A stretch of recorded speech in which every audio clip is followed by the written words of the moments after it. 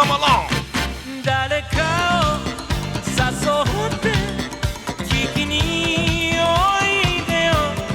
Yes, sir. Yo, what's good, y'all? Your boy, Mr. Windbreaker God. We back up in this bitch now. Look, I am happy to be here. I know some of you guys are happy to be here. I put up a poll earlier today. This didn't win, but I had to do it, bro. I had to do it. I really want to take today to celebrate this album that means so much to so many people, this album that is a fucking class album that has done so much for music, an artist that means so much to music and means so much to people. Blonde. 5 years ago from today, Blonde by Frank Ocean released, man. And if you're an extreme OG, extreme OG. If you watched my damn Blonde Frank Ocean reaction back when it first released, if any of y'all have been around that long, I don't even know what to even say to you, but thank you for being around for this long to be here for this anniversary video, man. Like I said, this is going to be a really fun video. This is going to be just like that Playboy Cardi video that I did a few months ago, and man, this has been a really fun experience to really check out this album again and to really deep dive into it and to see all the meanings of the songs, all of the little hints that the songs add. Man, it's been so fun. Without further ado, let's transition. Frank Ocean, Blonde, 5 years later. Let's do this shit. This motherfucker gonna tell me that this nigga Frank Ocean released another album, another 17-track. What? This nigga said, wait a minute. I'm rewinding real quick. Listen to that shit. Listen.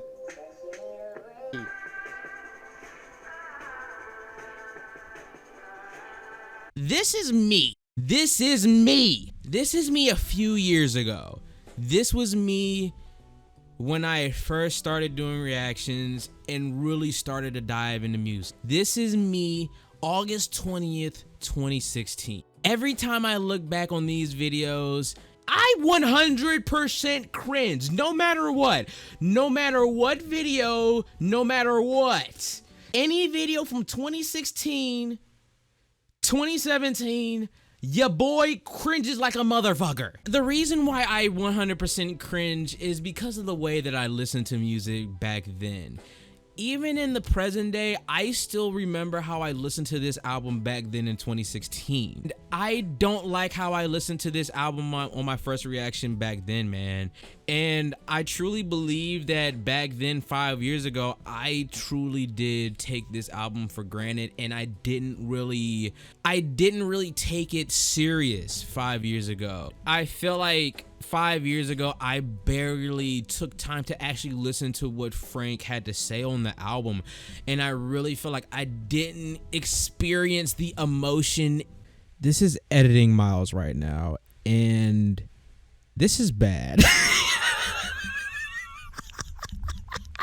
I have not seen this video in 5 years, but the fact that this fat fucker walked up on camera, titty imprints, but not only that, the yellowing underneath my arms. Musty! I cannot believe this fuck. I walked up on camera with all of the fucking confidence in the world. And I walked in with, wow. The yellowing underneath the arms is what takes the fucking cake. This is too much. And I feel like I didn't really take a full chance to dissect the album and to fully see on what it would do for the world in the future. And that future is now in the present day. Now, 5 years later, I take music way more seriously way more serious than ever. And now that I've gotten a chance to listen to this album multiple times, this year I can say that I am blessed that we received this album, because this shit is one of a kind, without a doubt. And it is an album for generations to come, and this album will not be forgotten. This is Blonde.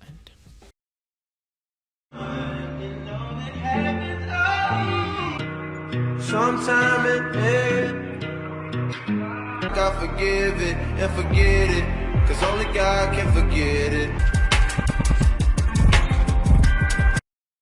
Before we talk about Blonde, we do have to get through the album that came previously before this. Not Channel Orange, but the visual album from Frank that people rarely talk about, Endless.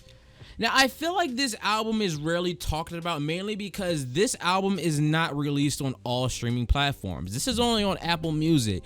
Only people that have Apple Music can look at this. Prior to the release of Endless, like many artists, Frank was going through a lot of publication issues with Def Jam Records.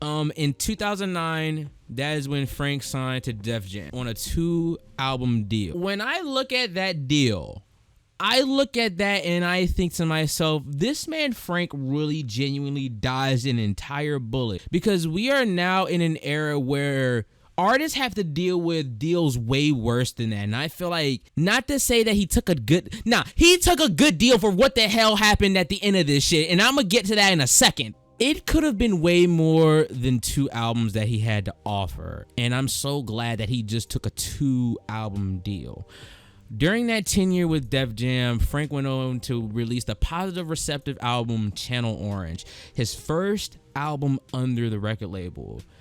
With Frank only needing 1 album to get out of the deal with Def Jam, that brings us to August 19th, 2016. Frank releases his visual album Endless, an album that is exclusively to Apple Music. Only niggas on Apple Music can listen to the album. Not anyone on Spotify, not anyone on Tidal, not on any other fucking platform. I think the shit might be on YouTube though, but you can't listen to this shit on any other streaming platform. The story behind Endless is actually insanity. Due to Frank's bad relationship with Def Jam, that really cost them a lot of money with the release of Endless. But not only did that cost them a lot of money, but that cost them from releasing one of the best albums of the 2010s under their record label.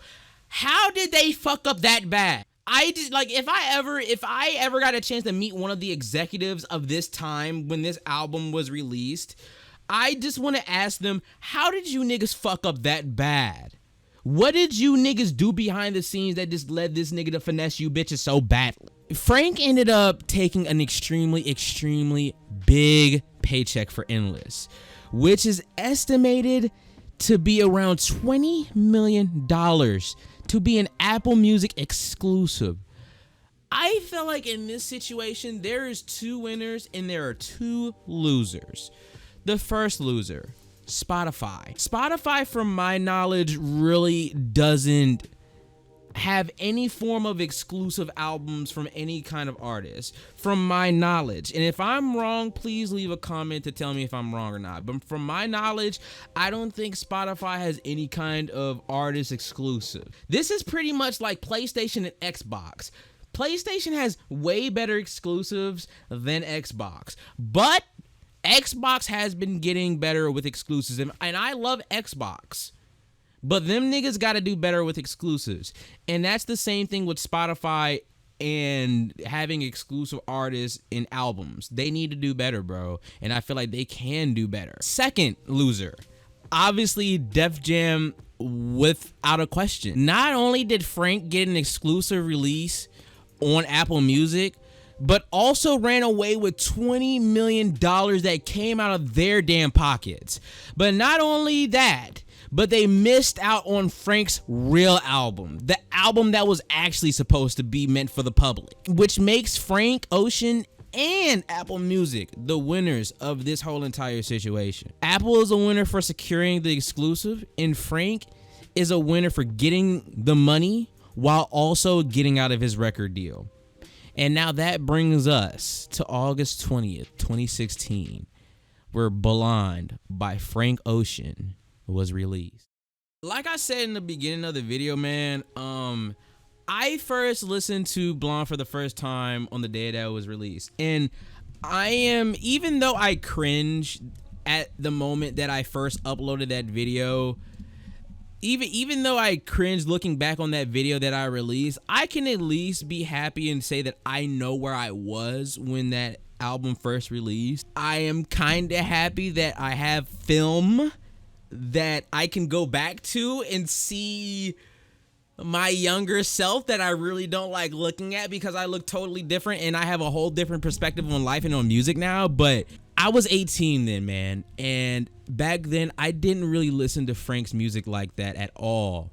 The only thing that I had known about Frank during that time was that he was a part of Odd Future and that he was great friends with Tyler. Other than that, I never knew the style of music that he brought to the table. I really didn't know much about him at all. Most people don't really know much about Frank at all. Frank is honestly one of my favorite people, and that's not because of the music, but it's because of how he carries himself as a person. This generation is probably one of the craziest generations in terms of publicity and seeing what goes on in people's lives. And the way he carries himself is why I love him so much, man. And this is also the reason why I love artists like Joji, The Weeknd, and shit, even Kendrick. 3 talented artists, shit, I'm gonna even add on 4 talented artists, because Frank is also in there, that just let their music do the talking. They don't do many interviews. They don't post on social media every week. They don't worry about the drama. And most importantly, they just focus on themselves, man.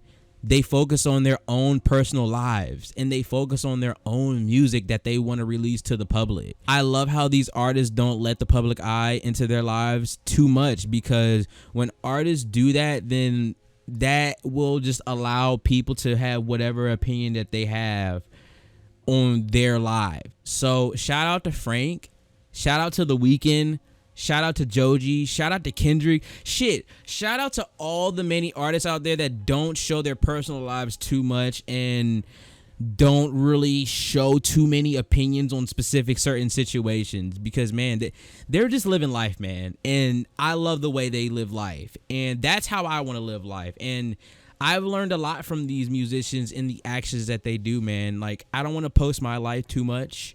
I feel like a lot of other people shouldn't post about their life too much. I feel like a lot of people shouldn't post about their relationships too much. I feel like people shouldn't post about their emotions too much. It's cool to get your emotions and stuff out, but I feel like there's a certain extent to how much you should show to people. Now let's start with the fun. My listening experience of this album has been extremely phenomenal, man. It's been extremely phenomenal. It's been an honor. It's been a fun ass ride, bro. And when I say this shit, bro, y'all are going to be really shocked. I didn't fully start enjoying this album until this year. Now, I never thought this album was bad. I never had a problem with this album. It's just, over the years, I've just never really listened to this album like that. And it took till this year, 2021, where I fully started really loving music, to like really fully connect with this album and see it for what it is. And that is a classic. The moment 5 years ago when I first did this album, that didn't feel like an introduction. That just felt like I was doing a video just to do a video. And I had obviously heard and knew his big singles like Thinking About You and She with Tyler. You know, prior to that, I never took time to review his full body of work. Blonde showed me Frank's talent. Blonde showed me Frank's writing abilities, his vocal range, and creativity. I know all that stuff that I just named were phenomenal on Channel Orange, but I've spent way more time on this album dissecting Blonde and compared to Channel Orange. Like I said in my Whole Lotta Red 5-month review video, check that out. It is a good video. Check it out. Don't miss it. Go back and watch it. It's free. I won't be talking about this entire album, but watch me somehow talk about the entire album, even though I done said I'm not gonna speak on the whole thing. But even if I do speak on the whole thing, that's fine. You know, it's a great ass album, you know? But it's like I said, even if I do end up talking about the whole entire album, that just goes to show that I really do enjoy this album. These bitches want Nike. Ooh. One Nike.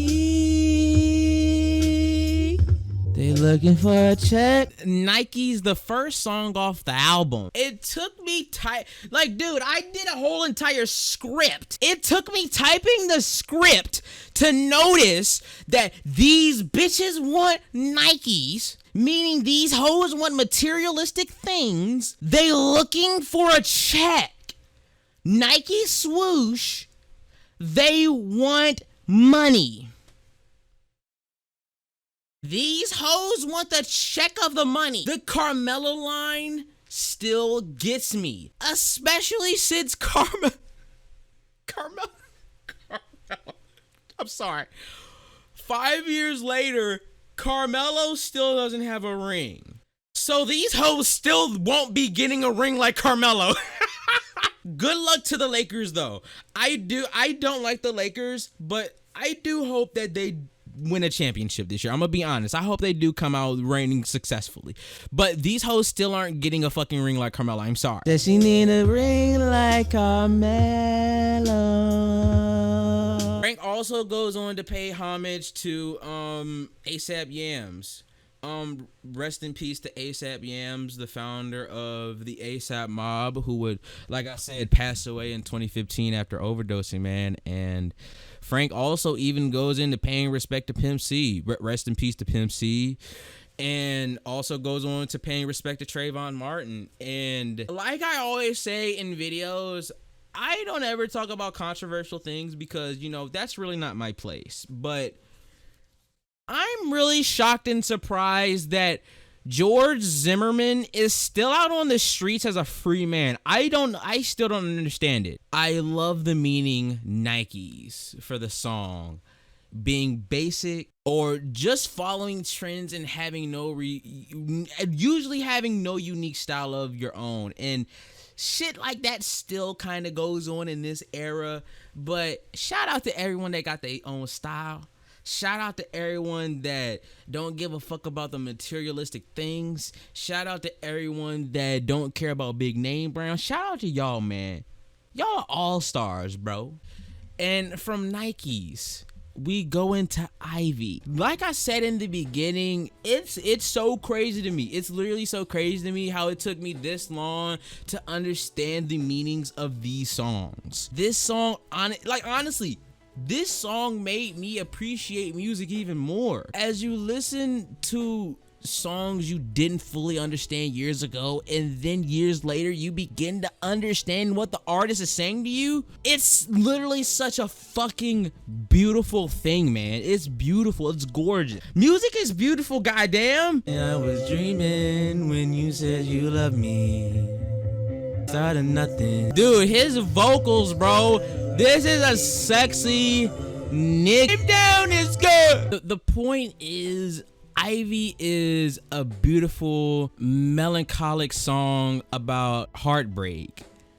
With an ivy plant being a parasitic plant, which means that the relationship Frank went through was most likely a toxic relationship. It's honestly interesting, beautiful, sad, and heartbreaking to hear an artist just tell us their full thoughts of what happened in their relationship that went sour, bro. And I feel like that's why many people probably relate to this album, because Frank is telling us things that most other people go through, man. And imagine this. Imagine if Frank held Thinking About You for this album, placed it before this track, and had Ivy be a sequel to Thinking About You. Pink plus white. I don't even want to say much about this song, but I can 100% say that this song is one of my favorites, if not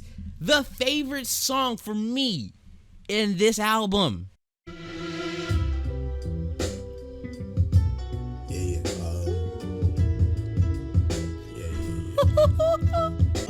If the sky is big and bright, if the ground is black and yellow, it's the same way you showed me.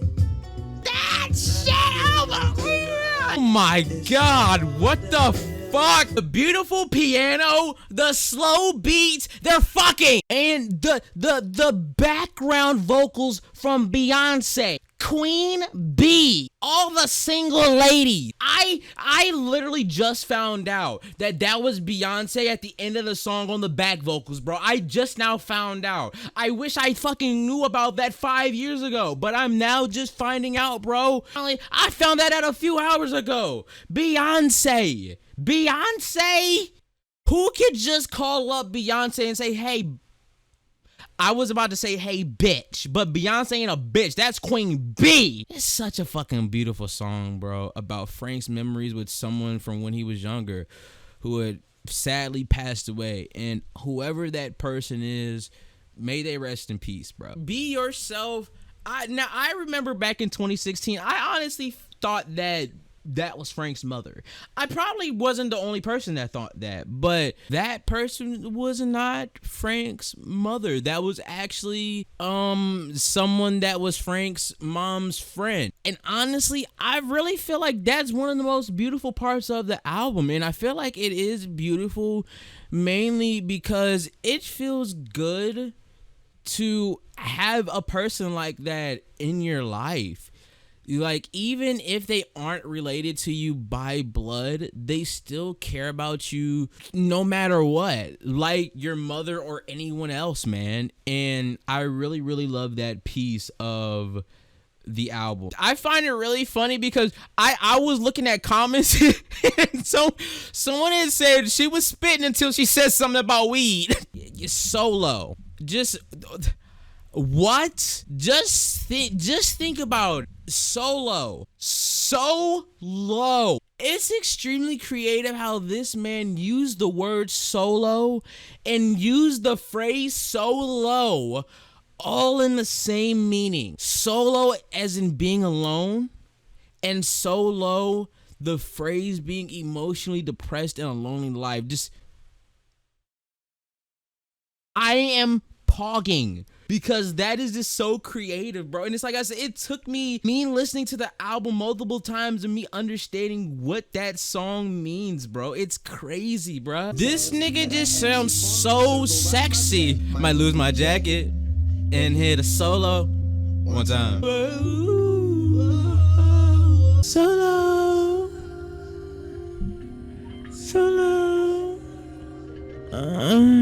Solo. It sound like a little fucking choir, my nigga. It sound like a little choir. And now on to Self-Control, a slow ballad where we are diving into more of Frank's relationship that is slowly falling apart. And I really love how throughout the whole album he adds in the high-pitched voice to show that he is reminiscing on the times from his past. And I also feel like, dude, this is crazy, bro. The addition of Young Lean on the chorus is just beautiful. And I feel like many people might not even know who Young Lean is, man. But in terms of speaking about the underground music scene, the man is without question 100% a legend. And it is so great to see someone like Young Lean on this album. It is extremely beautiful to me, and it is extremely cool to see, bro. And I feel like that should be extreme motivation for many of you smaller artists out there, man. You don't have to be this artist that is just extremely big. You don't have to be a big name. You don't have to be a box office name. All that matters is your talent, that a big artist sees in you. And you never know when you will get that phone call, bro. So to all the artists out there that feel down and feel like they're not doing enough because they don't have a lot of numbers or streams, trust me, it is fine. You do not need a lot of streams or anything like that to get an artist's attention, especially someone like Frank. Keep on working hard. Keep being consistent, because you never know where you will be in life if you aren't consistent. and just keep on doing you. Don't try and be anyone else. Release music that you love and don't change up your style for anyone. Young Lean. Dude. I need some Young Lean in my life. Good Guy honestly made me remember that Frank was bi. I don't be looking at people and just like be thinking like, oh yeah, I remember that motherfucker right there. I don't look at people and just immediately think about their sexuality, man. I don't do that. But this song it just made me remember that, oh yeah, that's right. He's bi. I forgot about that. And so with the song being titled Good Guy, is that referencing to how some guys say that they're a good guy and referencing that they are a nice guy, and then they turn out to be the complete opposite, and then it would be just purposeless to go on with a relationship with that person because of their actions and words? Or am I just going completely off the grid and I'm just spewing shit off my ass and that is just not what that interlude is about? Please let me know. Man, motherfucker, what you do, everybody needs you. Although you got buku family. Ooh, nani nani. This feel like a quaalude, no sleep in my body.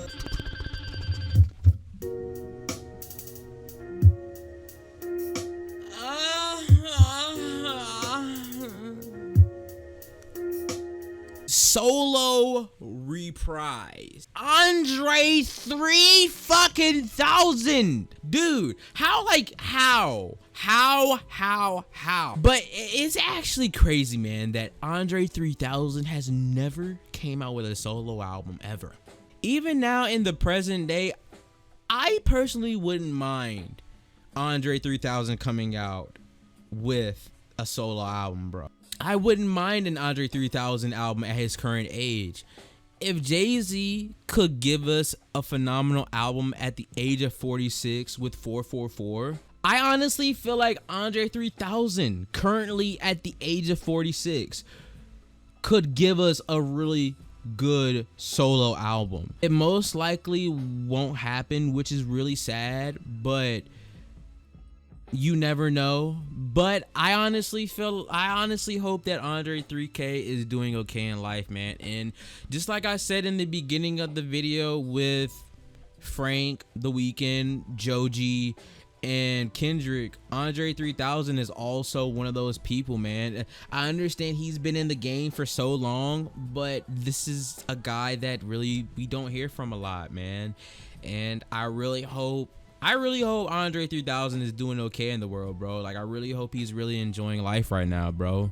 And you know, I love White Ferrari. I love everything about this album, man. I love the interludes. I love the emotion that the album brings. It's like, yeah, I might be skipping a few songs. I might not be talking about every single song, but that doesn't mean I don't like the song, you know? I still enjoy this fucking album for what it is, bro. You know what I'm saying? Godspeed. I seen someone make a comment on this song, and the comment literally said, I don't know if we're supposed to feel happy for Frank or feel sad for him because how he describes how he left the one he loves in the most respectful way possible, but while he describes it in the song, it just makes it sound so sad. And I feel like that is just mainly because of how he sounds. I feel like the way he delivers the vocals in the song is why it sounds so sad. But I feel like, to me, Godspeed is one of the best vocal performances on the album. The whole entire album has phenomenal vocals, but I feel like this one was a step up. How I do let go of my prayer for you, just a sweet word.